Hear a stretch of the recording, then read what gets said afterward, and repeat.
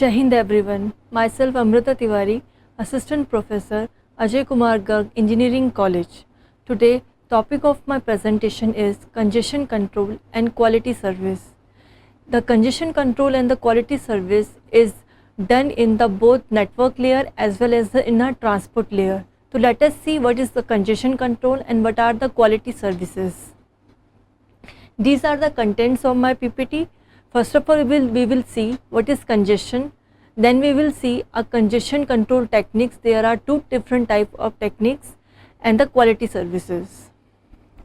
So before starting the congestion control and what is a congestion,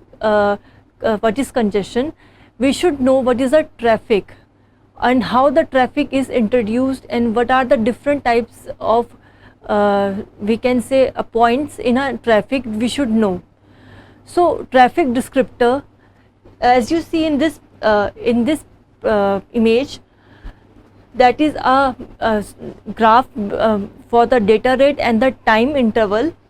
So the maximum distance it covered, this is a peak data rate, means the maximum data rate the data can go with respect to its time.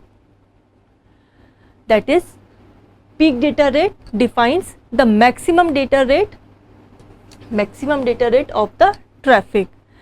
The peak data rate is very important measurement because it indicates the peak bandwidth that a network needs for a traffic to pass through without changing its data flow. Then comes an average data rate. Average data rate means this.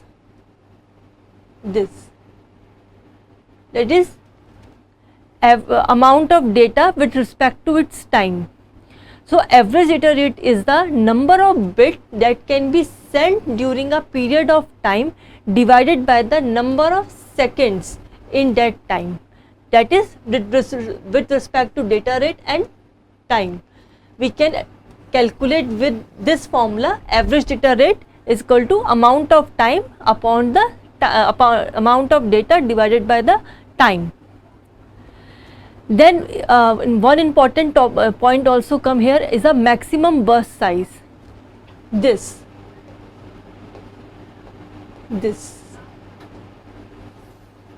So what is maximum burst size? Maximum burst size is normally refers to the maximum length of time. With respect to time, this maximum length of time. Maximum length of time the traffic is generated at the peak rate. This is the peak rate as I told you earlier, and the maximum time for which the peak rate is a maximum burst size. Then there comes one important point, effective bandwidth. So effective bandwidth is very important for the traffic descriptor. So function of three values, that is average data rate, peak rate and the maximum burst size. The calculation of this value is very complex. So this is the effective bandwidth. Now let us see before understanding the congestion control, we should know what is congestion. So congestion in a network may occur if the load on the network, the number of packets which we are sending in the network is greater than its capacity. The capacity it can acquire that data number of packets, or we can say a data, or we can say a frames in different levels that network can handle. So if a capacity is of 10 bytes and we are sending a data rate of more than 20 bytes, so it is more than its capacity. The capacity is only of 10 bytes and we are sending of 20 bytes. So it may occur a congestion in a network. So what are the control mechanism for the congestion control, we will see in a further slides. So congestion control can be done in a two ways, that is an open loop and a closed loop. Open loop is generally for the prevention. whereas closed loop is for the removal of the congestion. So there is two different types of open loop and a closed loop. What are different types? Transmission policy, window policy, acknowledgement policy, discarding policy and admission policy. Whereas in a closed loop, what we will see? Back pressure, choke packet, implicit signaling and explicit signaling. So in open loop congestion, I have told you earlier, it is for the prevention. It is for the prevention of the congestion. So first method which we will see in a open loop is a retransmission. So retransmission is sometimes avoidable in a network. If we are sending some data rates, if it can be avoided, so we will be taking some protocols, or can we say some principles that to avoid the retransmission of the data, because if we are retransmitting again and again any corrupted data or a lost data, it will only cause the congestion in the network. So if it is possible to avoid the retransmission, we can provide this a good policy for the retransmission, to prevent the retransmission. Retransmission is not a good thing in a network. If the data is lost or corrupted, we have to do retransmission, but it can be done up to some extent. If every data is lost or corrupted in in some amount of interval, so it will cause a congestion in the receiver end also. So this is can be if it is avoided, we should avoid the retransmission. Second comes a window policy. So as we know, we have we know that in a data link layer there are different types of window policies: selective repeat, simple sliding protocols. There are different type of sliding protocols. So among that, the selective repeat window is better than go back window for the congestion control. Why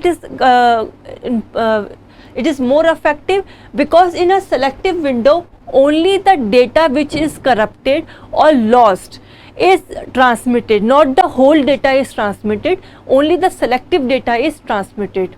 So as you can see, in a go back and window, then the timer for the packet is out. The several packet may be resent, although some may have arrived safe and sound at the receiver end. This may cause the duplication. That's why we are not preferring go back and window over the selective repeat. Whereas selective repeat, as I told you, tries to send the specific packets only which are lost or corrupted, not the whole data. So that's why we use the window policy. It can avoid the congestion at the receiver end.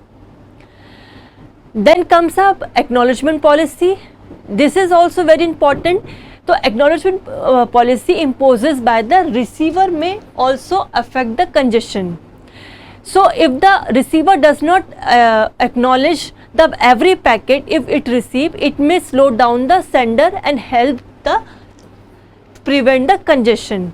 If one by one is data is coming and we are sending the acknowledgement for each data, so there can be a congestion in the both receiver and the sender part. So what we can do, for some time interval, if there is we can set a time limit that if for 10 data which we are coming from the sender side, we send one acknowledgement for that. So this will reduce the acknowledgement also, as well as it also prevent the congestion control. So there are several approaches we can use for the acknowledgement policies also. As I told you, sending the fewer acknowledgement means there is a lesser impose of the load on the network. Then comes the fourth, a discarding policy. There sometimes happen that some data which is less sensitive or which is less important comes in a form of packets. So that can be avoided. So if the data it can be avoided which is less sensitive packet or which is less important, it can also improve the congestion quality. So there will be a no congestion, there can be a less congestion. So discarding policy is that the router may prevent some of the packets or that does not harm the integrity of the transmission between the sender and the receiver. Similarly, the last one, admission policy. Admission policy means before taking the packets, we can set some parameters for the quality. It also comes under the quality of services. We set some parameters that these are the some qualities. For these qualities only we can accept the data. So half of the packets can be reduced at the opening of the transmission. So this is the admission policy, which is the policy that can be prevent in the congestion in the virtual networks. So these are some prevention policy that come in the open loop. Let us see the closed loop. Closed loop congestion is generally used for the removal of the congestion. So what are the different types of closed loop of congestion? First one comes up back pressure. So what is back pressure? Suppose this is a sender and it is connected with the node 1, node 2, node 3 and node 4, and there in node 3 there is some congestion. So in back pressure, what N3 will we do? The node 3 will back pressure to the nodes from N3 to N2. There will be a back pressure from N3 to N2, N2 to N1, N1 to source, that there is a congestion in the N3 to stop sending the data. So this is the back pressure from the node to the source. Like this, in this also, if there is a congestion, so there is some back pressure from node 3 to node 2, node 2 to node 1 and to the source. Then the source will know that there is some congestion, it will stop the sending the packets. Then comes a choke packet. What is in a choke packet? Suppose this is the diagram. This is node 1, node 2, node 3, and in node 3 there is again a congestion. So it will form one packet, that is a choke packet, that is directly sent to the source. Informing directly to the source that I have a congestion, so stop sending the data packets from there. So it will send a choke packet. It will warn the source. So source will immediately stop sending the data to the intermediate nodes. Then comes the explicit signaling. Explicit signaling means the node that experiences the congestion can explicitly send a signal to the source or a destination, because the explicit signaling can be done in a two ways, that is a forward and a backward direction. So signal can be sent to the source or to the destination. So one difference between the choke packet and the explicit signaling is that in a choke packet we are sending a different packet, that is a choke packet, different packet that is assigned as a choke packet to the source. But in explicit signaling, in this we are not sending a different packet. The packet which is having the congestion is having the acknowledgement. In that only one header part is there, and in the header part only we will inform back to the source by combining this acknowledgement back with the congestion message to back to the source or to the destination, that there is some congestion in the data in node 3 and stop sending the data. So there is no particular packet is formed like in a choke packet to inform to the source.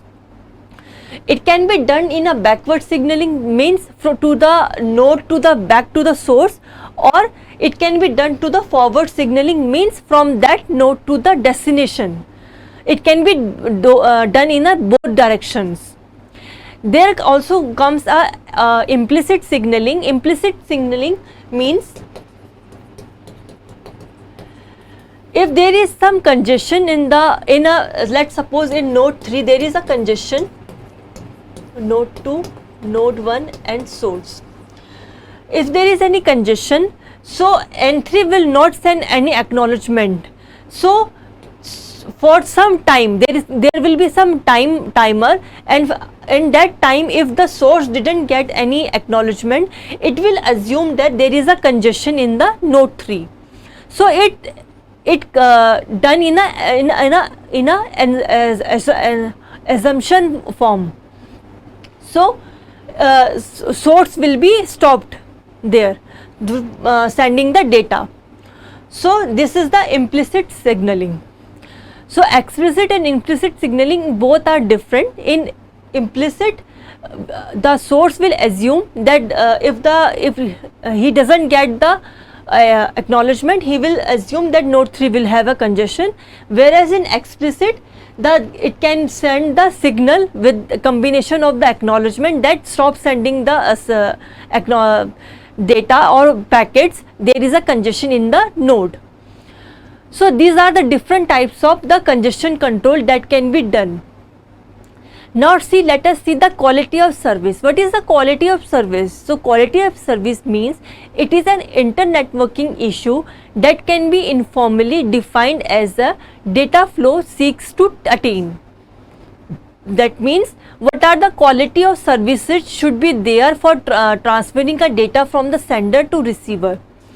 There are some characteristics for the quality of services, that is reliability, delay, jitter and a bandwidth.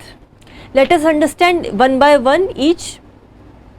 Reliability means it is a characteristic that needs flow control. When there is a flow control, there should be a reliability. The lack of reliability means losing a packet or a acknowledgement which entails retransmission. However, the sensitivity of the application programs to reliability is not same. For example, if we are sending the it is in electronic mails or file transfer or internet access, there is more reliability transmission than in the telephony, that the telephones we are using in the back today also we are using the telephones or video conferencing. There is a less reliability as comparison to the electronic mails, file transfer or internet access we use. Similarly, for the delay means source to destination delay is another flow characteristic. Again, application can tolerate delays in a different degrees. In case of the telephony or audio or video conferencing or remote login, there in minimum delay while in transferring the email or is very important. So different applications have different parameters for measuring the delays or reliabilities. Then comes a jitter. Jitter means there is a delay or is a variation in the packet flow. Means we can understand with the help of example, like in a YouTube, if the audio and the video is not matching, the audio is running fast on video and the audio is not matching with the video, so there is some packets delay in they are not in a synchronized form. So then there comes the jitter. Jitter means a variation in the packet delays in the same flow. Similarly, the last comes a bandwidth. I have told you earlier also when I am starting the PPT, the effective bandwidth, when we are describing the traffic descriptor, there also come a bandwidth. So bandwidth is very important for the quality of services. So different application needs a different bandwidth. In video conferencing, we need millions of bits per second to refresh a color screen, while a total number of bits in an email may not even a millions. So according to different application, this all reliability, delay, jitter and bandwidth have a different parameters. So in some in some application there is a need of more bandwidth, in some application there is a need of less bandwidth. So according to it, their quality of the services are maintained during the transmission in different applications from a sender to a receiver. So that's all for today. Thank you.